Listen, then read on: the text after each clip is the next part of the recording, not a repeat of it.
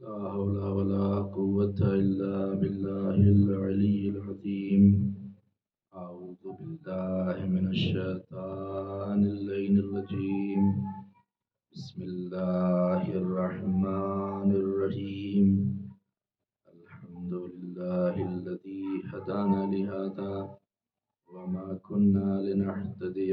لولا أن هدانا الله. لقد جاءت رسل ربنا بالحق. الصلاة والسلام والتحية والإكرام على أشرف الأنبياء والمرسلين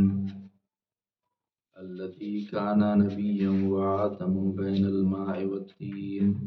الذي سمي في السماء بأحمد وفي الأرض بأبي القاسم محمد.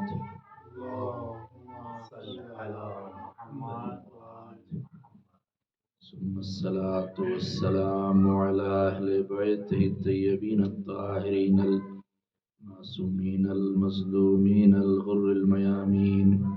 واللعنة الدائمة الباقية الجارية القائمة الثابتة على أعدائهم أجمعين. أما بعد، قالت زينب بنت أمير المؤمنين: ما رأيت إلا جميلا. صلوات محمد وآل اللهم صل على محمد وآل محمد. حاضرین بزم اعزام، ماتم داران و سرداران سید الشہداء، طفیل چارد معصومین علیہ السلام، اور خصوصاً بالتعیید حضرت بطول بنت رسول معصوم عالم جناب فاطمہ زہرا سلام اللہ علیہ. اللهم صل على محمد وآل محمد. آج کی یہ مجلس بسلسلہ شہادت جناب زینب سلام اللہ علیہ اللهم صل على محمد وآل محمد منعقد کی گئی ہے، اور سب سے پہلے میں اس المناک اور غمناک موقع پر تسلیت اور تعزیت عرض کرتا ہوں بارگاہ امام زمانہ اجل اللہ تعالی فرجہ شریف میں، اللهم صل على محمد وآل محمد. اور اس کے بعد آپ تمام مومنین اور مومنات کی خدمت میں تسلیت اور تعزیت عرض کرتا ہوں. 15 رجب المرجب سن 64 ہجری کی یہ تاریخ ہے کہ جب زینب بنت علی و فاطمہ ثانی زہرا عقیلہ بنی ہاشم فاتح کوفہ و شام کی شہادت ہوئی، اور جناب زینب سلام اللہ علیہ کے کردار پر اگر نظر ڈالیں، اللہ نے اس کائنات میں کچھ خواتین کو بھیجا کہ جو مثالی خواتین ہیں، یعنی وہ خواتین کہ جو رول ماڈل مل کر دنیا کی تمام خواتین کے لیے آئیں، جن میں سے سب سے زیادہ عظمت اور شرف اور سردار جس خاتون کو قرار دیا گیا کائنات کی عورتوں کے لیے، وہ ہماری شہزادی جناب فاطمہ زہرا سلام اللہ علیہ. اللهم صل على محمد وآل محمد. تو اللہ نے تمام عورتوں کے لیے سردار بنا کر بھیجا، اور شہزادی کونین نے دنیا میں آ کر ایک بہترین بیٹی کا کردار پوری کائنات کی عورتوں کے سامنے پیش کیا. ایک بہترین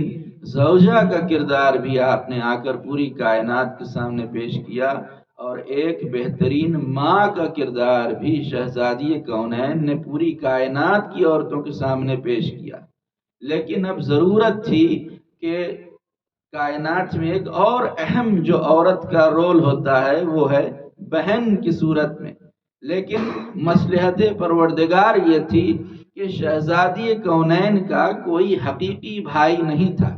کہ آپ کائنات کے سامنے اس کردار کو پیش کر کے دکھاتی کہ بھائی اور بہن کی محبت کیسی ہوتی ہے، بھائی اور بہن کا رشتہ کیسا ہوتا ہے، بھائی اور بہن میں الفت کیسی ہوتی ہے. کوئی بھائی تھا نہیں کہ شہزادی پیش کر سکتی، لہذا جو کردار زہرا سے رہ گیا اسے ثانی زہرا نے پورا کر دیا.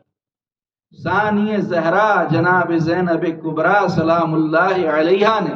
ایسا کردار پیش کیا کہ ایک بہن کا کردار کیا ہوتا ہے، ایک بھائی کا کردار کیا ہوتا ہے، بھائی اور بہن کا کردار مل کر جناب زینب سلام اللہ علیہا نے پیش کیا۔ اور بھائی بہن کا رشتہ وہ ہے کہ صرف اسلام میں ہی نہیں، ہر ایک دھرم میں آپ دیکھیے تو اس رشتے کو محترم سمجھا جاتا ہے۔ ہمارے یہاں ہندوستان میں بھی ایک دن ہوتا ہے رکشا بندھن، کہ جس دن بہنیں بھائی کو راکھی باندھتی ہیں ان کی حفاظت کے لیے اور لمبی زندگی کے لیے۔ تو ہر ایک بہن ہوتی ہے وہ تمنا کرتی ہے کہ بھائی حفاظت کے ساتھ رہے، بھائی کی زندگی لمبی رہے اور بھائی سلامتی کے ساتھ رہے۔ اور یہ وہ بہن ہے جناب زینب سلام اللہ علیہا، وہ بہن ہے، اور امام حسین وہ بھائی ہیں کہ جنہوں نے ایک مثالی بھائی اور بہن کا کردار پیش کیا، اور ایسا کردار پیش کیا کہ مشکل ہی سے ایسے بھائی اور بہن آپ کو پوری دنیا میں ملیں گے۔ ایسی مثال بڑی مشکل سے آپ کو ملے گی کہ ایسا کوئی بھائی ہو اور ایسی کوئی بہن ہو جو ایک دوسرے کے اوپر اپنی جان کو قربان کرنے کے لیے تیار ہے۔ اس کو ایک شاعر نے بڑی اچھی بات کہی کہ جدا ہو ہی نہیں سکتے کبھی شبیر اور زینب، جدا ہو ہی نہیں سکتے کبھی شبیر اور زینب، انہیں قرآن کہتے ہیں انہیں تفسیر کہتے ہیں۔ جس طریقے سے قرآن کو تفسیر سے جدا نہیں کیا جا سکتا ہے، اسی طرح سے یہ بھائی اور بہن وہ ہیں کہ جو ایک دوسرے سے جدا نہیں ہو سکتے ہیں۔ اور یہی محبت تھی بھائی اور بہن میں، اس کے لیے ملتا ہے تاریخ میں کہ ایک مرتبہ جناب زینب جب مدینے میں رہا کرتی تھی، نماز صبح کے بعد، نماز صبح پڑھنے کے بعد اور تعقیبات کے بعد آپ کے مصلے کے اوپر نیند آ گئی۔ جب نیند آ گئی اور سورج طلوع ہوا تو سورج کی کرنیں آپ کے جسم پر پڑ رہی تھیں، اور جب امام حسین نے اس منظر کو دیکھا تو آپ آئے اور اپنی ابا کا سایہ کر کے کھڑے ہو گئے۔ اس طرح کے بھائی بہن کی جو چہرے پر سورج کی کرنیں پڑ رہی ہیں وہ کرنیں نہ پڑ سکیں، ابا کا سایہ کر کے کھڑے رہے اتنی دیر تک۔ اور جب جناب زینب کو محسوس ہوا اور ان کی آنکھ کھلی تو کیا دیکھا کہ بھائی ہیں کہ جو ابا کا سایہ کر کے کھڑے ہوئے ہیں تاکہ سورج کی جو روشنی ہے، سورج کی جو کرنیں ہیں وہ بہن کے اوپر نہ پڑ سکے۔ تو دیکھا آپ نے کہ کیسی بھائی اور بہن کے درمیان میں یہ الفت اور محبت، ایثار اور قربانی کا جذبہ دونوں کے اندر ہے۔ اور اسی طرح سے ایک مرتبہ ہادی ٹی وی کے اوپر ایک پروگرام آ رہا تھا 15 رجب کے حوالے سے، ان کے نجف میں اور سیریا میں بھی یہی تاریخ 15 رجب کی تاریخ کو معتبر سمجھا جاتا ہے، اور اسی تاریخ میں شہادت کی مجلس منعقد ہوتی ہے۔ تو ایک عالم جو بیان کر رہے تھے کہ جناب زینب کی زندگی پر روشنی ڈالتے ہوئے کہ ایک مرتبہ امام حسین علیہ السلام جو قرآن ناطق ہیں، جو حجت خدا ہیں، جو امام کائنات ہیں، تو قرآن ناطق کے سامنے قرآن صامت تھا اور وہ قرآن مجید کی تلاوت فرما رہے تھے امام حسین، کہ اتنے میں آپ کی بہن جناب زینب سلام اللہ علیہا وہاں وارد ہوئیں اور اس مقام پر آئیں۔ بس ان کا آنا تھا کہ جناب زینب کے احترام میں قرآن صامت اور قرآن ناطق دونوں کھڑے ہو۔ ایک ہی وقت میں قرآن صامت اور قرآن ناطق ہاتھ میں لے کر قرآن صامت کو قرآن ناطق تعظیم کے لیے کھڑے ہو گئے۔ یعنی جس طریقے سے پیغمبر اسلام اپنی بیٹی کے احترام میں کھڑے ہو جاتے ہیں، اسی طرح سے سید الشہداء ہیں کہ جو جناب زینب کے احترام کے لیے کھڑے ہو جا رہے ہیں۔ اسی سے آپ عظمت کا اندازہ لگائیے کہ ایک معصوم امام، ایک حجت خدا جن کی تعظیم کے لیے کھڑا ہو جائے۔ اور یہی وجہ تھی کہ یہی محبت تھی بھائی اور بہن کے درمیان میں کہ جب شادی ہوئی جناب زینب کی عبداللہ ابن جعفر طیار کے ساتھ، تو اس وقت شرط رکھی گئی شادی کے وقت کہ اگر امام حسین کو کوئی سفر درپیش ہوگا تو عبداللہ روکیں گے نہیں، بلکہ بہن کو بھائی کے ساتھ جانے دیں گے۔ اور جب شادی ہوئی اور دوسرا دن آیا تو امام حسین خود ملنے کے لیے اپنی بہن کے گھر گئے، جناب زینب کے یہاں ملنے کے لیے اور ملاقات کے لیے گئے۔ لہٰذا یہ وہ خاتون ہیں، یہ وہ بیوی ہیں کہ جن کی بڑی قربانیاں ہیں اسلام کی حفاظت کے لیے اور اسلام کو بچانے کے لیے۔ اور اسی لیے کہ عالم کا، بزرگ عالم کا مشہور جملہ ہے، انہوں نے کہا کہ یہ جناب زینب سلام اللہ علیہا کی وہ ذات ہے کہ جو پیغمبر اسلام سے جنہوں نے شریعت کو لیا، اور ماں جناب فاطمہ زہرا سے ولایت کو لیا، اور اپنے بابا علی مرتضیٰ سے شجاعت کو لیا، اور اپنے بھائی حسن مجتبی سے صلح اور صبر کو لیا، اور اپنے بھائی حسین سے قیام اور انقلاب کو لیا، اور پنجتن کی زندگی کا خلاصہ بن کر اس کائنات کے سامنے آئی۔ پنجتن کی زندگی کا مطالعہ کیا اور پنجتن کی آغوش میں جو تربیت پائی ہو تو اندازہ لگائیں کہ وہ بی بی کیسی ہوں گی، اور جن کے لیے خود چوتھے امام زین العابدین علیہ السلام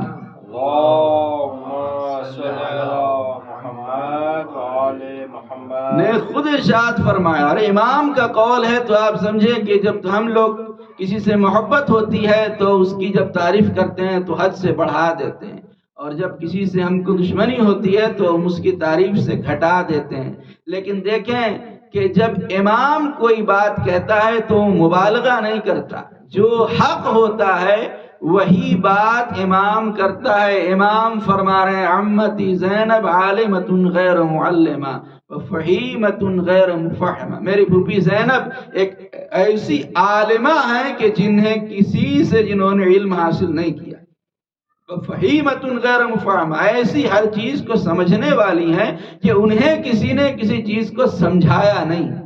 اسی جملے سے ان کی علم کا اندازہ لگائیے، اور ان کی عبادتوں کو اگر دیکھنا ہے تو امام حسین کے اس جملے سے اندازہ لگائیے کہ جب امام حسین رخصت کے لیے آئے ہیں تو آپ نے فرمایا یا اختا لا تنسینی فی نافلۃ اللیل، اے بہن زینب مجھے نماز شب کی دعاؤں میں فراموش نہ کرنا، مجھے نماز شب میں یاد رکھنا،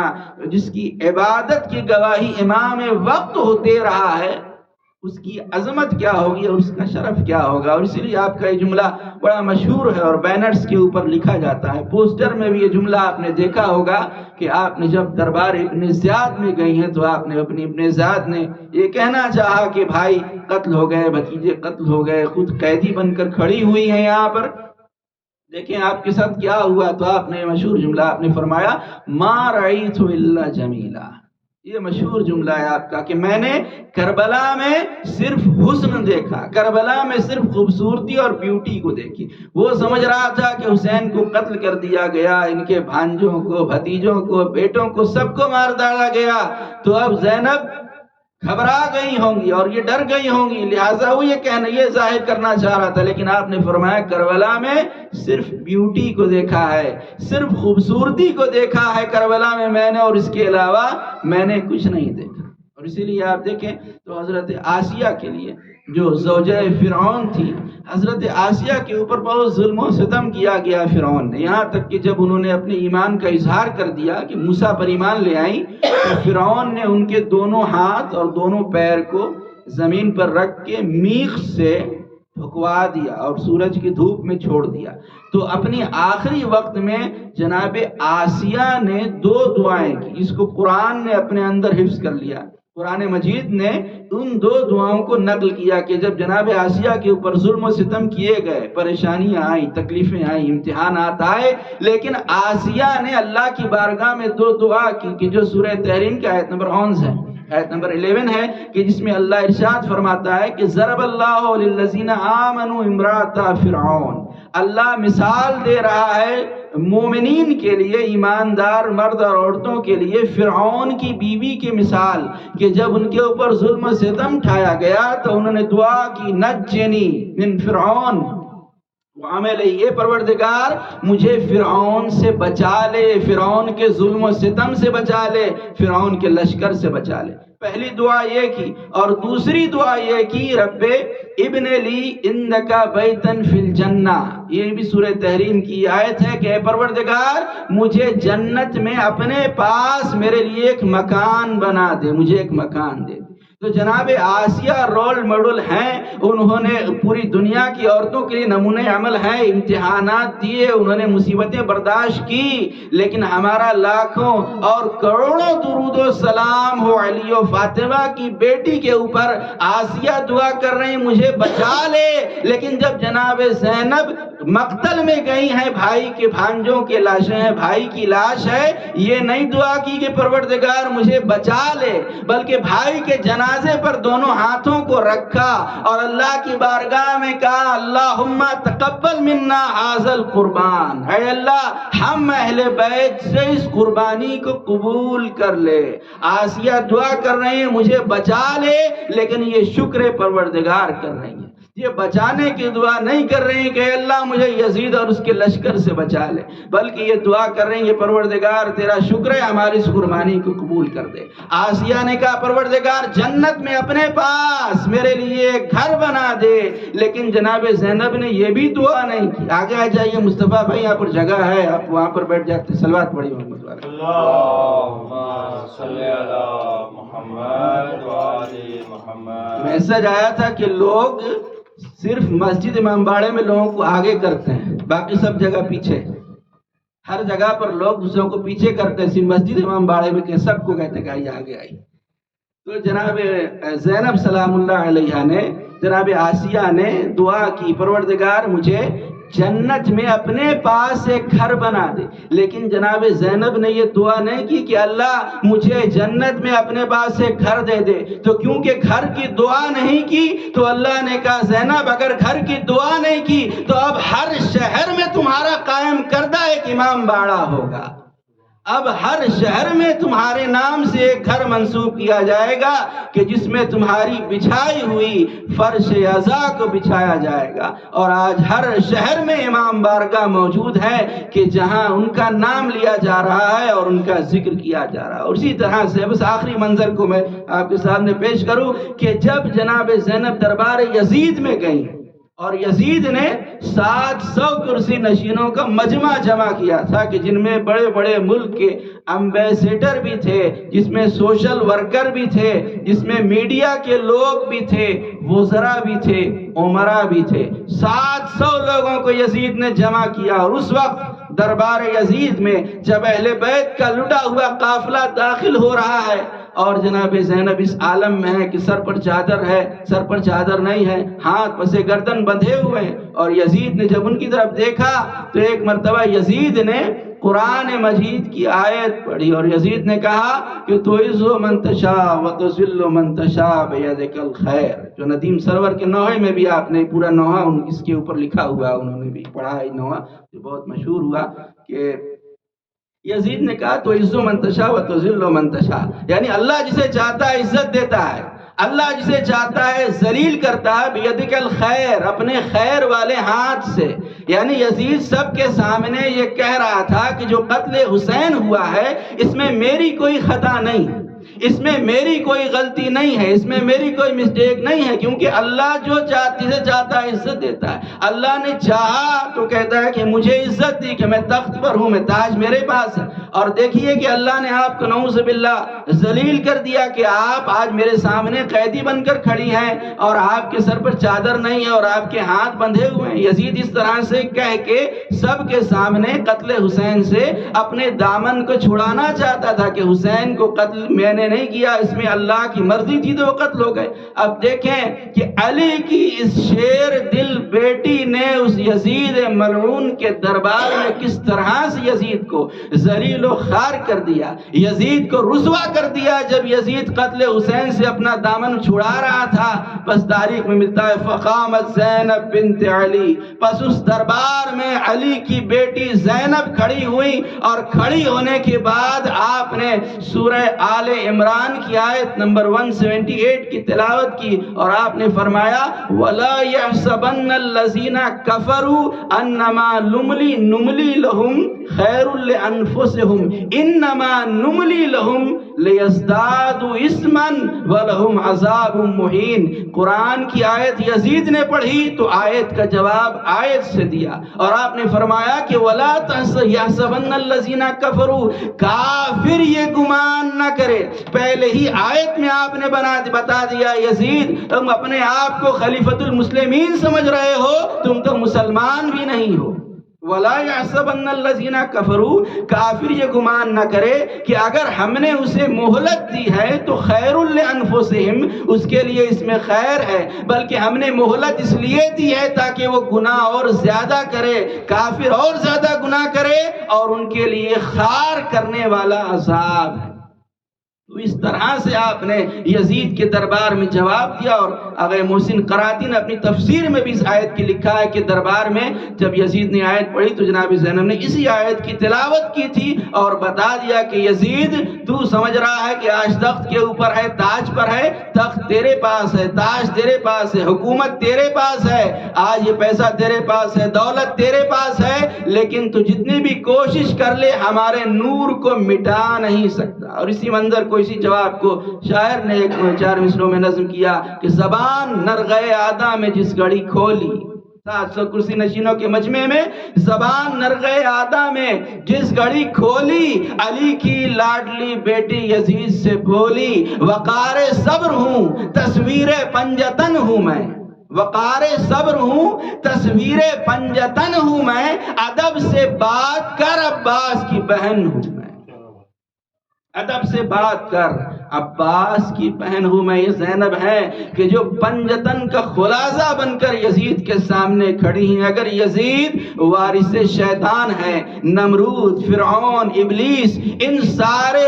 خبیثوں کا وارث ابلیس ہے، تو ایک طرف جناب زینب ہیں کہ جو علی، رسول، فاطمہ، حسن، حسین سب کی وارث بن کر یزید کے سامنے کھڑی ہوئی ہیں۔ اور اس طرح سے آپ نے یزید کو جواب دی اور یزید کے ظلم و ستم کو تشتس بام کر دیا اور دنیا کے سامنے آیا کر دیا کہ ظالم کون ہے، مظلوم کون ہے، قاتل کون ہے، مقتول کون ہے۔ اب لوگوں کو پتا چلا کہ یہ کون لوگ ہیں، یہ تو خاندان رسالت سے تعلق رکھنے والے شخصیات ہیں، یہ وہ لوگ ہیں کہ جو رسول اللہ کی اولاد ہیں، یہ نواسی ہیں پیغمبر اسلام کی۔ لہذا آپ کی وہ ذات ہے کہ جس ذات نے مصائب اور امتحانات کا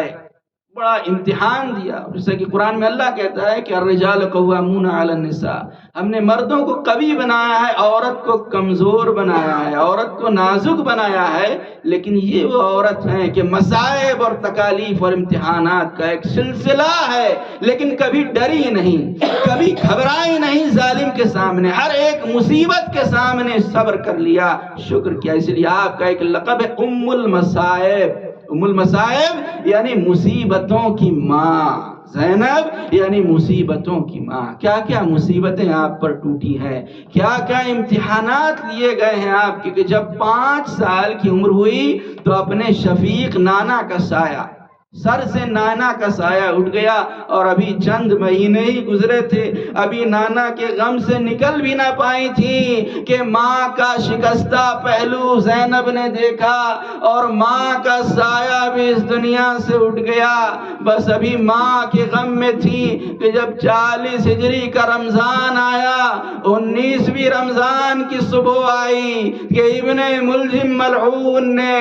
زہر سے بھری ہوئی وار کیا باپ کے سر پر، اور 21ویں رمضان کو اپنے باپ کا داغ بھی زینب نے اٹھایا، اور جب 50 ہجری آئی ہے تو بھائی حسن کو زہر دیا گیا، بھائی کے کلیجے کے ٹکڑے زینب نے لگن میں دیکھے، بھائی کو زہر کے اثر سے تڑپتا ہوا دیکھا، اور جب 60 ہجری آئی ہے تو ایک مرتبہ بھائی حسین سے سوال بیعت کیا گیا،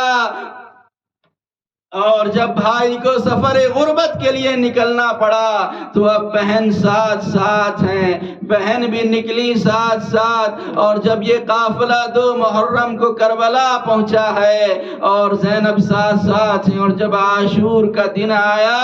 عاشور کا دن وہ دن تھا کہ جب زینب پہ قیامت گزر گئی، 1-2 پہر میں 71 جنازے نکلے، کبھی علی اکبر کا چھلنی کلیجہ دیکھا، کبھی قاسم کے پامال لاشے کے ٹکڑے ٹکڑوں کو کربلا کی زمین پر دیکھا، کبھی اون و محمد کے لاشوں کو دیکھا، کبھی اپنے بھائی عباس کے کٹے ہوئے بازوؤں کو دیکھا، اور کبھی اپنے ماں جائے کے گلے پر شمر کا کند خنجر دیکھا۔ لیکن زینب ان ساری مصیبتوں پہ شکر کا سجدہ کرتی رہی، یہاں تک کہ شام غریبہ آ گئی، اور اس شام غریبہ میں یہ زینب ہی ہیں جو اکیلے پہرا دے رہی ہیں، یہاں تک کہ جب 11 محرم کی صبح نمودار ہوئی ہے اور زینب کو شہداء کے بے غسل و کفن لاشے کے پاس سے گزارا گیا، زینب نے بھائی کا کٹا ہوا سر دیکھا، بے غسل و کفن لاشیں دیکھے، لیکن زینب نے شکر کا سجدہ کیا۔ اور اس کے بعد جب قیدی بنا کر کوفے لے جایا گیا، درباروں اور بازاروں میں پھرایا گیا، یہاں تک کہ کوفے سے شام گئیں، 1 سال تک قید شام کے قید خانے میں قید رہی، اور جب آزادی ملی ہے ایک مرتبہ چہلم کو بھائی کے قبر پہ گئیں، اور جب واپس 8 ربیع اول کو مدینہ پہنچی ہیں تو چوتھے امام اور جناب زینب ہیں کہ جو لوگوں کو جمع کر کے مصائب کربلا کو سنا رہے ہیں، بتا رہی ہیں کہ میرے بھائی کو کربلا میں کیسے قتل کیا گیا، کیسے شہید کیا گیا، بس مصائب بیان کر رہی ہیں کہ جو مدینہ کا حاکم تھا عبد الملک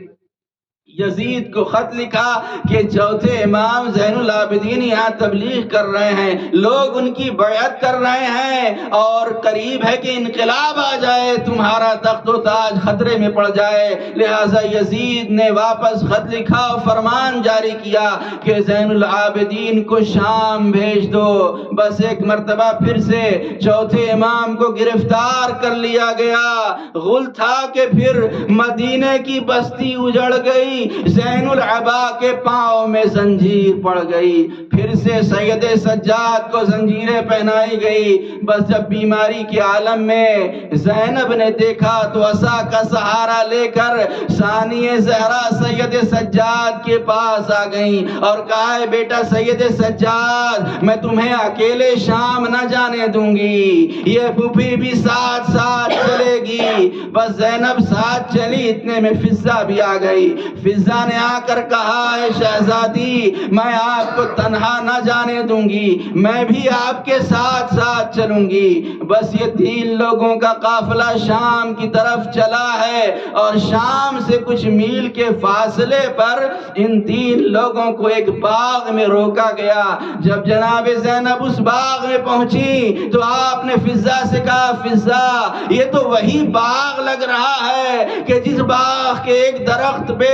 میرے بھائی کے سر کو لٹکایا گیا تھا، اور آپ اس درخت کے قریب گئیں تو آپ کو منظر یاد آ گیا، نوحہ و بکا کرنے لگی کہ یہی وہ درخت تھا جہاں میرے بھیا کے سر کو لٹکایا گیا تھا، رونے لگیں، گریہ و بکا کرنے لگیں۔ اتنے میں جب آپ کی آنکھ لگی اور جب آنکھ کھلی تو سید سجاد کو بلایا اور کہا بیٹا سید سجاد، میں نے خواب دیکھا ہے اور خواب میں دیکھا کہ میرا ماجایا حسین آیا ہے لیکن سر کو جھکائے ہے۔ میں نے پوچھا ہے بھیا کیا بہن سے کوئی خطا ہو گئی کہ سر کو جھکائے ہوئے ہیں؟ بھائی نے کہا نہیں بہن، آپ نے میرے لیے بڑی تکلیفیں اٹھائی ہیں، کوفہ و شام کے درباروں و بازاروں میں بے مخنا و چادر پھرایا گیا، لیکن بہن باپ کی مصیبتوں کے دن تمام ہو گئے، اب صبح آپ میرے پاس آ جائیے۔ بس یہ سن کر چوتھے امام رونے لگے اور کہا پھوپھی اماں اس عالم غربت میں اب آپ بھی میرا ساتھ چھوڑ دیجئے گا۔ بس جب اس نوحہ و بکا کی آواز کو اس باغبان نے سنا جو اس باغ کی رکھوالی کر رہا تھا، ایک مرتبہ بیلچہ لے کر چلا اور وہ دشمن اولاد نبی اس بیلچے سے اس طرح سے سر پہ جناب زینب کے وار کیا کہ سر سے خون بہنے لگا، سر کے ٹکڑے ہوئے، روئی نہ پکاری زینب، خاک پہ گر کے سوئے خل سدھاری زینب۔ انا للہ و انا الیہ راجعون۔ رضا بقضائہ و تسلیما لامرہ وسع لنا الذین ظلموا ایاہم